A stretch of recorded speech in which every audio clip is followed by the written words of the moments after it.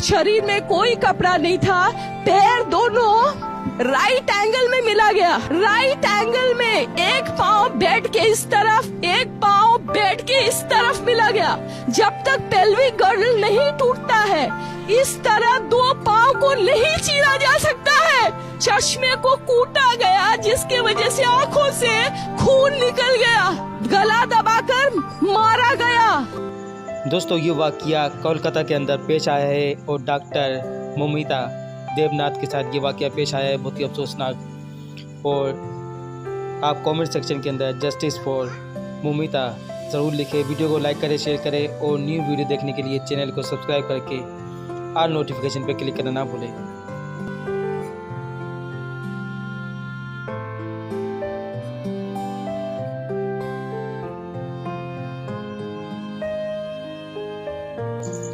दोस्तों, ये डॉक्टर मोमिता देवनाथ की वो आखिरी फ़ोटो से जो आप देख रहे हैं, भाई मैं सर्च कर रहा हूँ, हो सकता है इनकी कोई वीडियो भी सामने आए, लेकिन अब तक कोई वीडियो सामने नहीं आई। लेकिन ये डॉक्टर ने ये जुर्म करा, आप देख सकते हैं दोस्तों। और ये इनके दो भाई है।